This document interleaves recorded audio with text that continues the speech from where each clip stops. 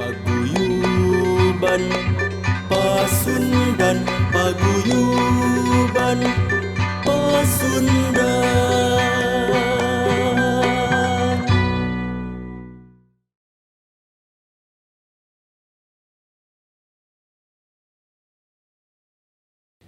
Assalamualaikum warahmatullahi wabarakatuh. Sampurasun. Baraya Pasundan tepang deui sareng simkuring Kang Budiana di podcast Buruan Pasundan. Podcast Buruan Pasundan kagungan Paguyuban Pasundan, organisasi masyarakat anu paling sepuh, anu paling kolot di Republik Indonesia ieu. Alhamdulillah sonten ieu tos hadir di studio Buruan Pasundan dulur urang sadayana. Dulur simkuring nepangkeun atau saya perkenalkan Profesor Dr. Horas Julius SE. Hatur nuhun Pak Horas. Hatur nuhun Kang Budiana. Hatur nuhun Baraya Pasundan. Ya, siap. Nuhun Prof Horas. Baraya Pasundan aya panganteur heula ieu ti simkuring. Kunaon podcast Buruan Pasundan ngulem Prof Horas. Prof Horas teh kahiji alasanna mah kumargi anjeunna dina danget ayeuna teh guru besar panganomna di Universitas Pasundan. Guru besar khususna guru besar Fakultas Ekonomi dan Bisnis Universitas Pasundan. Janten anjeunna teh nembe pisan di istrenan janten guru besarna atanapi nembe pisan pengukuhan guru besarnya Prof Horas. Nah, kukituna tangtos kumargi anjeunna guru besar anu oge yuswana anom kene pasti pemikiran-pemikiran Prof Horas ieu bakal menarik kangge urang sadayana, kangge urang regepkeun kinten-kinten 30 menit kapayun Prof Horas. Insyaallah. Kita berdiskusi tentang perkembangan ekonomi Indonesia akhir-akhir ini. Apalagi sekarang ada fenomena migor. Kan kalau secara singkatan-singkatan kan ada fenomena mager, malas gerak. Kesininya ada migor, minyak goreng. Entah kenapa minyak goreng ini, tapi luar biasa ya. Jaksa Agung kita yang juga Dewan Pangaping Paguyuban Pasundan, Pak Profesor Sanitiar Burhanuddin. Beliau telah menetapkan tersangka mafia minyak goreng teh dirjen. Waduh, luar biasa. Eselon 1 itu. Orang kedua setelah menteri. Aduh, ya kumaha Pak Menteri ya. Prof Horas, secara umum heula panginten hoyong uninga atau kami ingin tahu dulu pandangan umum Prof Horas mengapa kemudian saat ini komoditas tertentu lalu kondisi ekonomi, tingkat inflasi dan lain sebagainya hari ini menjadi seperti ini. Ini kenapa nih Prof Horas? Baik, terima kasih Kang Budiana. Baraya Pasundan. Assalamualaikum warahmatullahi wabarakatuh. Waalaikumsalam. Sampurasun. Rampes. Alhamdulillah saya diundang ke sini di podcast Buruan Pasundan. Yeah. Ya, di bawah naungan Paguyuban Pasundan. Dan saya kebetulan dengan Kang Budiana juga sama-sama mendapatkan tugas berkarir di Universitas Pasundan. Siap. Kalau Kang Budiana di FISIP, saya di Fakultas Ekonomi dan Bisnis. Kebetulan saat ini juga saya ditugasi oleh Pak Rektor untuk mengawal program studi ilmu ekonomi. Dahulu studi pembangunan. Studi pembangunan. Jadi memang kita kenal kalau dulu studi pembangunan, sekarang sebetulnya kita lebih mengenalkan diri dengan nama economics, ilmu ekonomi. Di mana di dalamnya ada ekonomi pembangunan. Nah, menarik Baraya Pasundan seperti apa yang disampaikan oleh Kang Budiana tadi, mengapa akhir-akhir ini ada beberapa gejolak lah yang terjadi di tengah masyarakat, apalagi sekarang di bulan Ramadan dan sebagainya. Kalau kita bicara secara ekonomi makro begitu, memang sebetulnya perekonomian kita tengah menggeliat lah ya, beranjak membaik begitu. Setelah dalam 2 tahun perekonomian kita itu shrink gitu ya. Ada tekanan akibat adanya pandemi. Nah, saat ini Indonesia alhamdulillah termasuk negara yang tanda kutip berhasil mengendalikan pandemi. Oh iya. Ya, dibandingkan negara-negara lain, Betul. bahkan negara besar juga seperti China misalnya masih sangat sangat banyak PR-nya begitu dalam negeri. Nah, kita beranjak membaik. Tapi memang seiring dengan membaiknya penanganan pandemi dan ekonomi juga kita bisa harap membaik dari sana, ada beberapa kejadian yang akhir-akhir ini ada kaitannya dengan kita. Katakanlah di antaranya adalah invasi Rusia ke Ukraina misalnya, yang berdampak pada meningkatnya harga-harga energi sekarang. Begitu juga beberapa komoditas seperti minyak goreng dan lain sebagainya. Nah, memang Indonesia adalah penghasil minyak goreng yang cukup besar, tapi selain penghasil kita juga konsumen yang cukup besar juga begitu. Dan karena perekonomian kita adalah perekonomian yang terbuka, artinya terbuka itu apa yang dirasakan oleh komunitas internasional itu juga dirasakan oleh masyarakat Indonesia. Dengan dibukanya perdagangan. Nah, artinya perdagangan itu kita bisa ekspor, kita bisa impor. Akibatnya memang harga komoditas kita dalam negeri itu banyak yang terpengaruh oleh harga komoditas di luar negeri atau internasional. Cuma memang yang bikin penasaran, termasuk juga penasarannya Pak Presiden begitu ya, terkait dengan migor ini, kenapa harganya se-ekstrim itu? Kalau sekiranya memang struktur pasarnya sudah diatur sedemikian rupa dan harga internasional masih mengharuskan kita mengadjust seperti itu, sebetulnya ya itu kenyataan yang harus kita terima ya. Pemerintah juga sudah mengeluarkan BLT dan lain sebagainya untuk menolong masyarakat dengan pendapatan yang terbawah. Tapi akhir-akhir ini beberapa hari yang lalu kita mendengar seperti yang Kang Budiana sampaikan tadi. Nah, ini kan upaya pemerintah untuk memastikan lah bahwa memang kita berada dalam struktur pasar yang sehat. Mudah-mudahan dengan berhasilnya Pak Jaksa Agung gitu ya mengungkap masalah ini, mafia yang seperti ini, mudah-mudahan ada dampaknya. Ada dampaknya itu paling tidak kita menjadi lebih sehat lah ya. Pasarnya lebih kompetitif begitu. Ya mudah-mudahan nanti emak-emak juga bisa tersenyum. Betul ya, karena Indonesia ini saya nggak tahu negara lain ya ada yang disebut dengan the power of mama ya gitu. Nah, sekarang kepentingan mama terganggu ya. Betul. Dengan ekstrimnya tadi kata Prof Horas, ekstrimnya harga minyak goreng di Indonesia ini. Emang ekstrim banget, Pak. Betul. Kenaikannya beberapa puluh persen itu ya. Iya. Dari harga biasa. Betul. Hampir berapa ya? Mungkin mendekati 80% mungkin ya.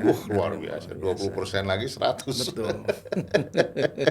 Ya memang kita mah tidak begitu langsung merasakan kan Pak ya. Tapi mama ini ya mama merasakan betul fenomena itu. Nah ini juga terjadi Prof Horas disampaikan dalam suasana yang sedang melaksanakan ibadah di bulan Ramadan atau di saat bulan Ramadan seperti ini gitu kan. Nah ini signifikansinya ya terhadap kondisi sosioekonomi masyarakat Indonesia menurut pandangan Prof Horas sudah sangat terganggu atau tidak terganggu kira-kira dengan fenomena ekonomi yang seperti ini di bulan Ramadan tahun ini nih Pak. Iya. Jadi memang kalau kita berkaca dari beberapa kejadian yang lalu ya, Ramadan yang lalu, sebetulnya kalau dilihat dari sisi masyarakat menginginkan sesuatu yang fair saya kira. Ya, jadi selama kita meyakini bahwa perekonomian kita itu diurus begitu dengan baik oleh pemerintah, terjadi transparansi, adapun dampak-dampak kenaikan harga itu saya kira memang ada toolsnya Pak.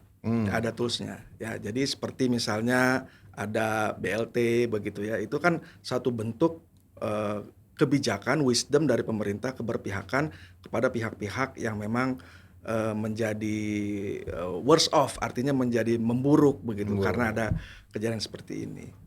Tapi kalau dikaitkan dengan Ramadan, mestinya sih buat umat Islam ini menjadi apa ya, momentum lah ya, momentum untuk kembali merefleksikan diri bahwa sebetulnya di saat bulan Ramadan ini kita ada momentum untuk berbagi begitu ya, untuk berbagi artinya kepada masyarakat yang mampu ke yang kayak tidak mampu. ya, dalam bahasa ekonomi itu sebetulnya upaya untuk pemerataan pendapatan. Oh, iya. Begitu. Cuman kita sebagai kaum muslimin mungkin istilahnya bukan itu, tapi di ekonomi itu sebetulnya momentum untuk kita mengupayakan pemerataan pendapatan. Pendapatan. Ya. Kalau tadi Pak Prof Horas sebut kalau menurut bahasa ekonomi atau menurut teori ekonomi itu adalah pemerataan pendapatan, tapi kalau dalam kacamata umat muslim itu adalah amaliyah, sedekah dan lain sebagainya. Berzakat juga di umat Islam kan di bulan Ramadan itu menjadi sangat suci sekali kalau dilakukan dan lain sebagainya. Ada pemerataan juga. Barangkali itu bisa direfleksikan mungkin oleh Prof Horas sendiri dalam apa untuk bisa lebih nomor satu untuk lebih bisa terdokumentasi, bisa monumental. Prof Horas bikin ini nggak, bikin karya tulis, buku atau jurnal tentang hal-hal seperti itu saat-saat ini? Betul. Barai Pasundan, Ya. Bang Budiana, kebetulan saya dengan kawan Ibu Endang, itu juga pernah menulis kira-kira judulnya itu Perencanaan Keuangan Keluarga bagi keluarga yang berpendapatan rendah. Buku. Oh. Nah, ini kan dalam saat-saat seperti ini ketika kita menghadapi Idul Fitri itu menjadi penting, Kang Budiana. Ya, makanya. Betul.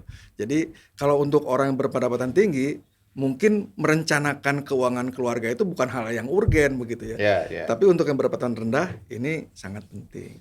Dia harus merencanakan agar kelak kemudian hari dia masuk ke dalam level kemampuan ekonomi yang lebih tinggi. Betul.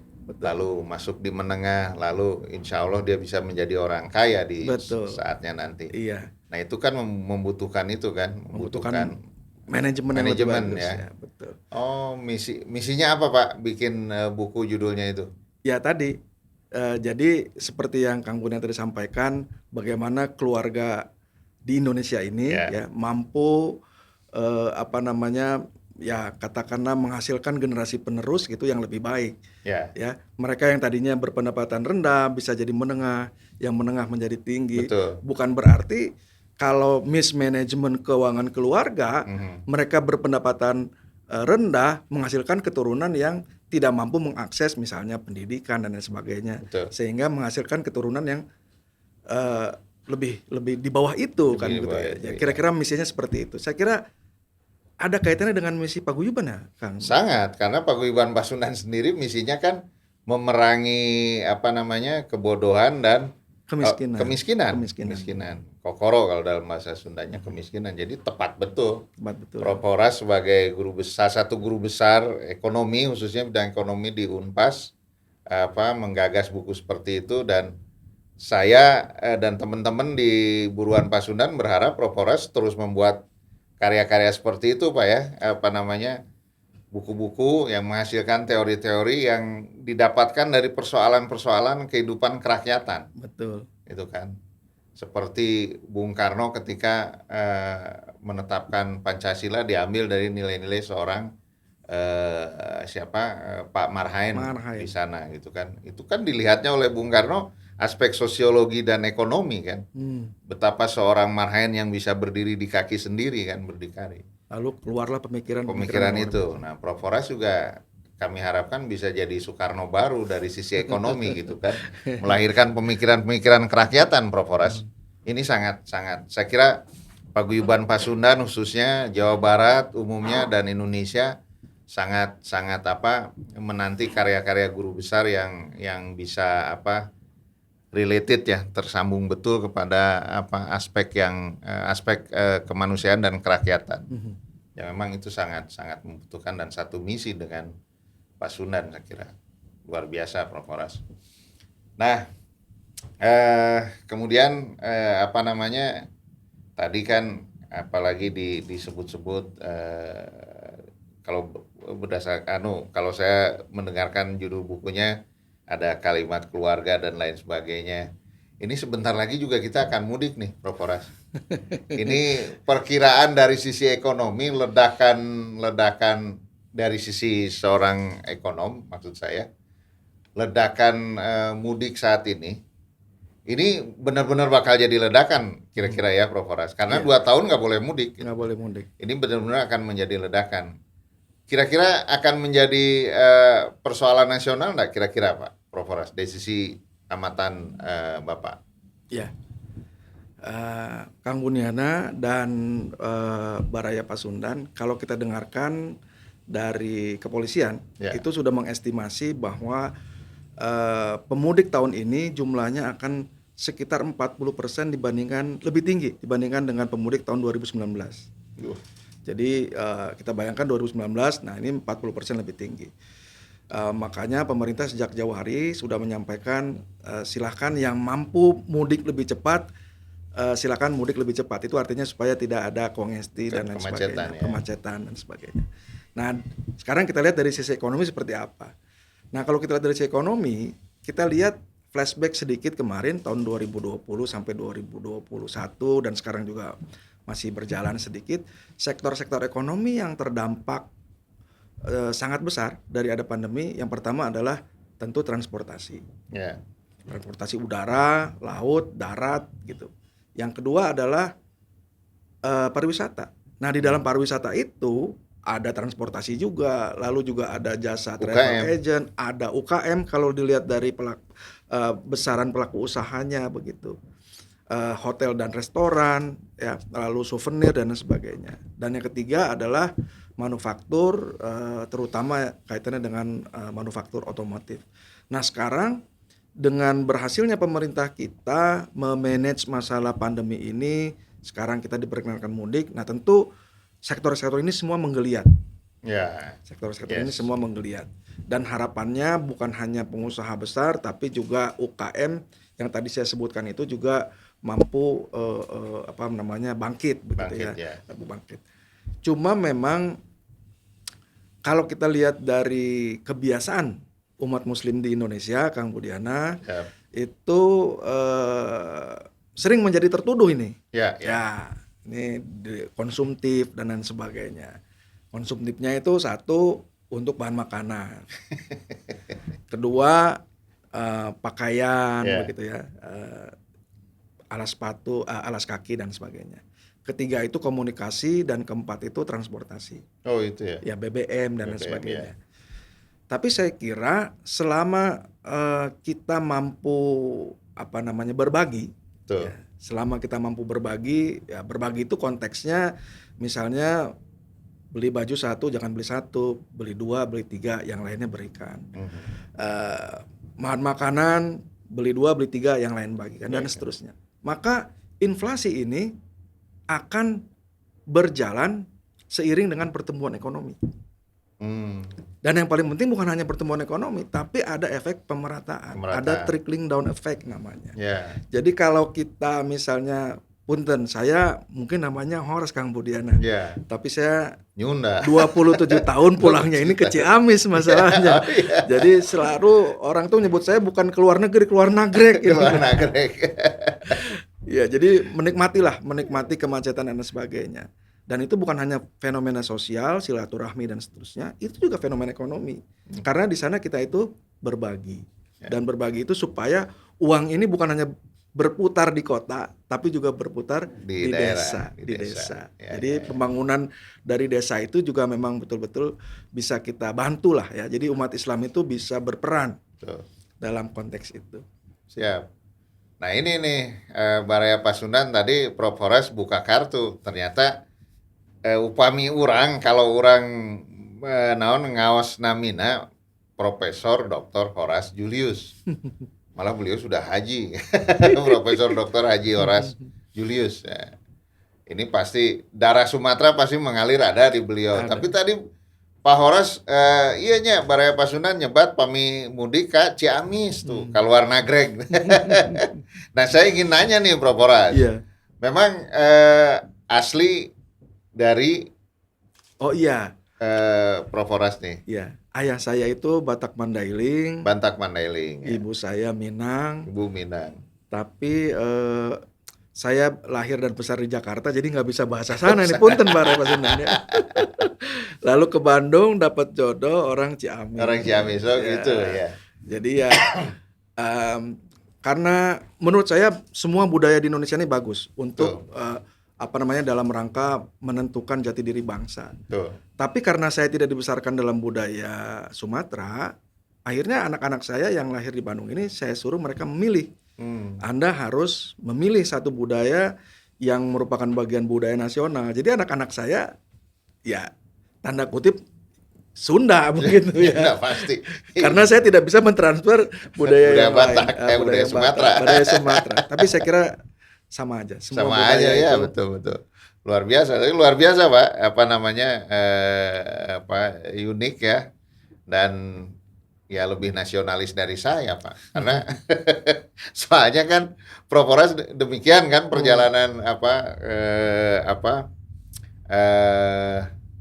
budayanya ya, budaya pribadi Prof Horas dan keluarga. Kalau saya kan ini ya Sunda gitu kan.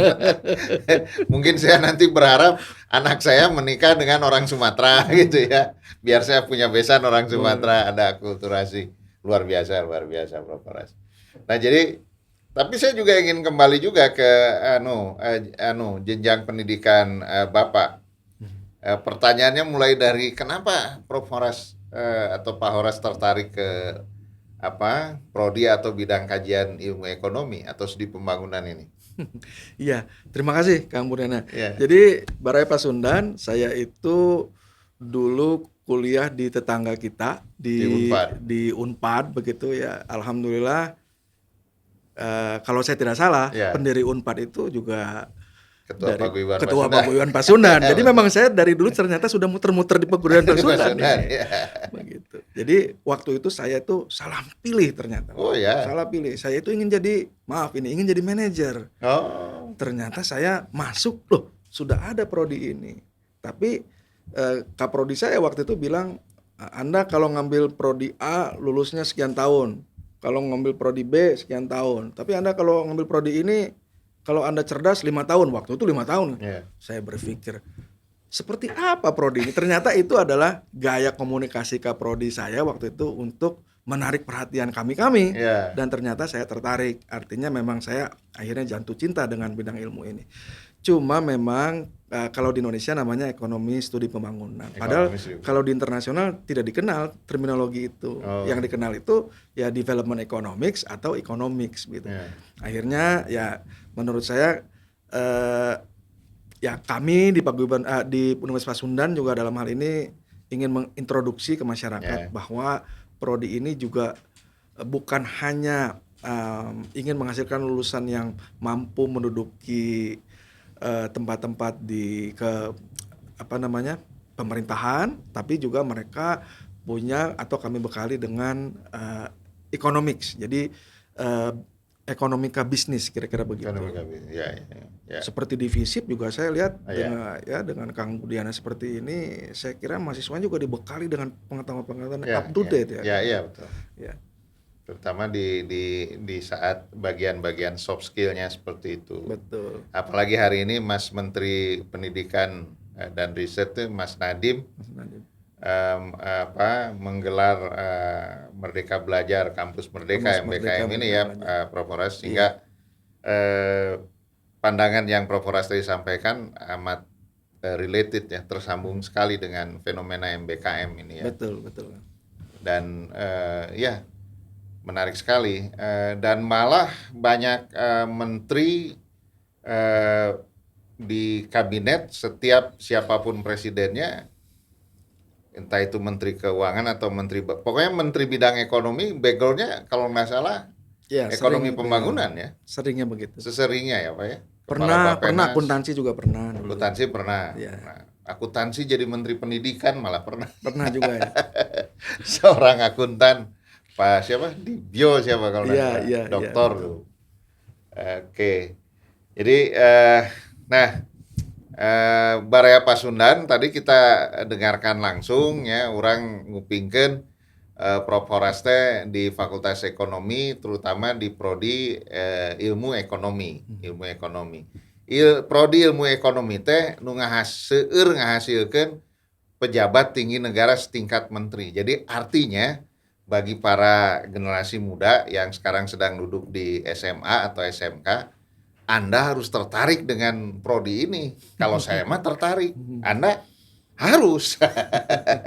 Kalau saya sangat tertarik karena saya ingin mengetahui, hanya saya, Prof Horas, Baraya Pasundan, suka mengkait-kaitkan pandangan ekonomi saya dengan politik. Karena saya mah ilmu politik, jadi ekonomi politik. Dan jadi menjadi menarik sesungguhnya ya, Prof Horas juga kadang-kadang pasti teori politik juga dimasukkan ke dalam ekonomi ya, Prof Horas, dalam konteks misalnya kebijakan publik ya dan lain sebagainya. Itu ada amat relevan kan, amat relevan. Dan kalau banyak pengamat mengistilahkan ekonomi dan politik itu adalah bagaikan dua sisi mata uang, Pak ya. Betul. Sesuatu yang tidak bisa dipisahkan, itu Romeo and Julie, itu ekonomi dan politik dan ekonomi itu, Pak. Ya termasuk fenomena minyak goreng ini kan. Betul. Ada yang bilang siapa yang menjadi panglima antara politik dengan ekonomi itu berganti-ganti antar waktu. Ada waktu tertentu di mana politik adalah panglimanya, ada di saat lain ekonomi adalah panglimanya. Dan itu menjustifikasi seperti apa yang disampaikan Kang Budene barusan, memang keduanya ini saling terkait. Ya, saya setuju dengan itu. Malah kadang-kadang kalau kita melihat misalnya fenomena IKN. Gimana tuh, Pak? Itu kebijakan politik. Ya.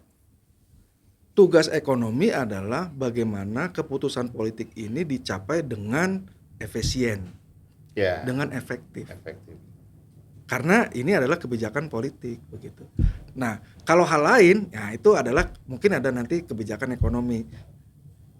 Politik itu nanti memberikan dukungan terhadap itu. Jadi saya kira memang betul keduanya ini saling melengkapi. Ya. Dan itu harus, kalau orang Jawa bilang harus apik ya. Terkait IKN maksud saya. Pak Presiden Jokowi yang sedang sangat kalau istilah orang Ciamis tuh, Prof Horas, apa itu, Bang? Kayak ndog bebereumna, Pak. IKN di hadapan Jokowi itu kayak ndog bebereumna, Pak. Nanggein ndog bebereumna. Kayak kata orang Ciamis gitu, Pak. Gitu, ya? Nanti sambil mudik tanyain lah, Pak, ke mertua. Ndog bebereumna. Jadi maksudnya sesuatu yang sedang sangat dijaga betul oleh Pak Jokowi. Karena IKN jelas harus mewujud gitu ya. Tapi kembali tadi ketika masuk ke dalam ranah hitung-hitungan ekonomi, nah ini dikaitkan dengan fenomena 2 tahun kita terpapar pandemi COVID, ekonomi Indonesia. Ini kan problematikanya di sini kan, di sebahagian masyarakat tertentu atau kaum pengkritisi pemerintahan itu kan memandang tidak elok, tidak tepat IKN dipaksakan di tengah recovery pandemi COVID sedang dilakukan. Artinya kan mungkin kalau yang saya tangkap karena keuangan negara sedang banyak terefocusing kepada persoalan kesehatan, ya kan. Sementara harus mewujudkan IKN. Gimana kalau pandangan Prof Horas terkait hal itu? Saya kira apa yang dilakukan pemerintah dengan melakukan perencanaan yang cukup rinci atas IKN ini terukur itu di sana kan bukan hanya aspek politik tapi juga ada aspek ekonomi. Termasuk pembiayaan.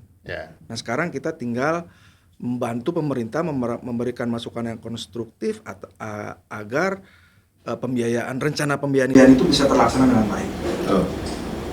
Yang saya maksud dengan terlaksana dengan baik, misalnya pada tahap awal akan dibangun infrastruktur dasar dan itu memang diambil dari keuangan negara kita, APBN kita, yang juga ada dana-dana terkait COVID misalnya begitu ya. Selama ada di sana, lokusnya di sana itu juga memang diarahkan untuk mendukung IKN. Saya kira itu tidak masalah. Tidak masalah ya. Nah, tugas kita sebagai masyarakat adalah memberikan masukan konstruktif, misalnya pada tahap-tahap selanjutnya pemerintah ini kan akan mengundang partisipasi sektor swasta. Investasi dan sebagainya. Lalu kerjasama pengadaan infrastruktur antara pemerintah dengan swasta, begitu ya. Jadi tidak melulu sebetulnya dari APBN. Nah ini tugas kita memberikan semacam iklim yang kondusif, memberikan masukan kepada pemerintah, juga memastikan agar pihak swasta itu juga memang tertarik ya untuk masuk ke sana. Sekali lagi kalau saya melihatnya ini keputusan politik di mana ekonomi harus membackup agar dilihat dari ekonomi itu pembiayaannya efektif dan efisien. Efektif, efisien, lalu kemudian harapan besar kita semua selaku warga bangsa, saya melihat dari sisi bahwa cita-cita besar Pak Jokowi dan saya kira presiden sebelumnya pun sama berpikir tentang yang saya maksudkan itu tadi ini Pak, pemerataan. Pemerataan. Bahwa dengan demikian pemerataan akan dalam tanda kutip dipaksa untuk bisa mewujud. Iya. Karena ibu kotanya ada di Kalimantan. Iya. Bisa kan Pak ya? Iya. Jadi memang kalau kita lihat perekonomian kita adalah perekonomian Pancasila. Ya. Saya kira perekonomian Pancasila yang kita lihat saat ini adalah kita perekonomian pasar, tapi nilai-nilainya adalah diambil dari Pancasila. Termasuk nilai-nilai dalam arti keberpihakan terhadap masyarakat luar Jawa, keberpihakan terhadap pemerataan pendapatan. Jadi memang kalau kita 100% menjalankan perekonomian kita dengan perekonomian pasar, maka yang namanya pemerataan kesempatan untuk ikut dalam pembangunan, pemerataan pendapatan dan seterusnya itu hanya terjadi ya terus-menerus di Jawa karena pasarnya memilih Jawa sebagai pusatnya begitu. Nah, jadi tidak bisa kita mengandalkan kekuatan pasar untuk agar terjadi sesuatu yang luar biasa. Memang harus keputusan politik. Harus keputusan politik. Jadi tidak bisa keputusan ekonomi itu nanti kita akan punya pusat pertumbuhan baru di luar Jawa. Keputusan ekonomi nggak bisa. Itu harus keputusan politik. Ekonomi membackup. Betul. Kira-kira begitu. Ya, mudah-mudahan itu semua dilancarkan ya Pak Prof. Horas ya. Amin. Dilancarkan dan semoga kita juga menjadi dalam kurun waktu beberapa tahun ke depan menjadi aneh kan ketika ada orang Jakarta datang ke Kalimantan, ke Penajam Pasir, sama orang Penajam Pasir disebut sebagai orang kampung kan gitu. Orang Penajam Pasir sebagai orang metropolis gitu kan. Ini luar biasa. Walaupun presiden juga mencanangkan itu kurun waktu pembangunan IKN itu 40 tahun ke depan ya Pak kalau ya, ada fase-fasenya. Fasenya itu kan baru bisa mewujud dan betul-betul bisa dirasakan. Iya. Baik Pak, jadi kita ngobrol ini nih Baraya Pasundan IKN. Ya inilah namanya ekonom ketemu sama politisi. jadi fenomena-fenomena kebangsaan menjadi terbahas, jadi kabahas. Yang penting kita bisa kembali lagi lah. Ramadan sekarang bisa menikmati. Oh ya, saya tadi ingat Prof. Horas sebut komoditi tertentu ya di bulan Ramadan ini, terutama di makanan. Memang benar di Indonesia ini berbeda dengan di kawasan Timur Tengah, Pak. Pada saat maghrib di bulan Ramadan itu ada dua komoditi yang dibalik. Kalau di Timur Tengah yang namanya kurma itu makanan wajib, ya. Kalau di Indonesia itu sunnah, Pak. Pertanyaan berikutnya, hari wajibnya naon? Bala-bala. Sama gehu ya. Sama gehu, Pak.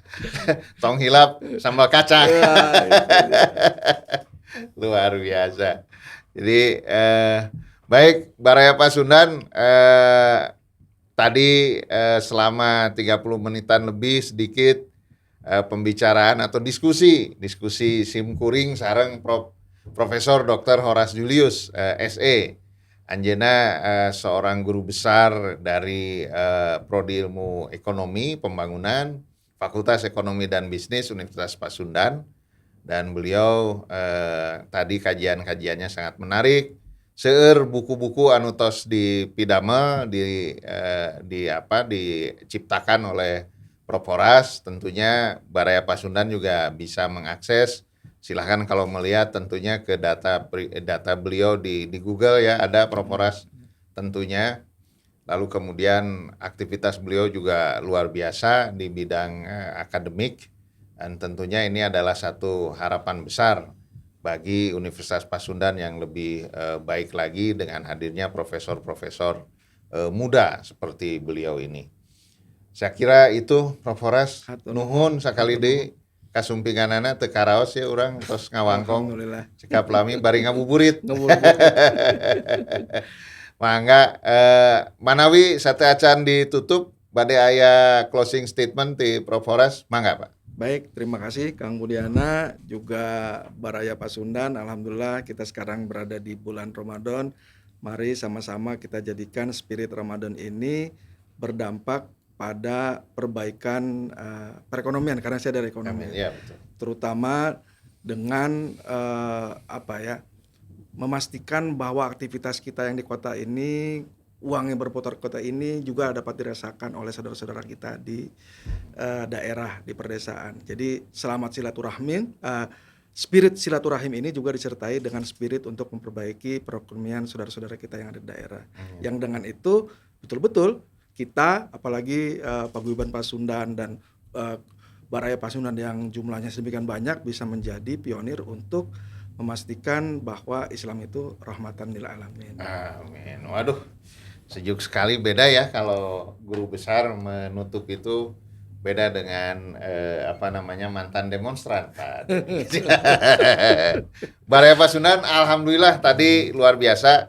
Yang menarik, pamit telepat, kata kunci dari closing statement Prof. Horas itu adalah ingin mengajak supaya spirit Ramadan itu menjadi upaya peningkatan ekonomi, kebangkitan kembali ekonomi rakyat. Kalau saya bahasakan seperti itu. Dan amin, mudah-mudahan harapan Prof. Horas di sore hari ini itu juga merupakan harapan semua umat agar kita menuju betul-betul ke era Indonesia emas berikutnya. Hatur nuhun Cag dugi ka dieu wae kangge wangkongan podcast Buruan Pasundan di edisi ke-32 antawis simkuring Kang Budiana sareng Profesor Dr. Horas Julius SE. Urang tepang di episode salajengna. Wilujeng ngalaksanakeun saum di bulan Ramadan 1443 Hijriah sareng simkuring oge umajak ka sepuh-sepuh nu gaduh murang kalih nu bade neraskeun kuliah di Antos di Fakultas Ekonomi dan Bisnis sareng Fakultas Sanesna nu aya di Universitas Pasundan. Hatur nuhun, wassalamualaikum warahmatullahi wabarakatuh.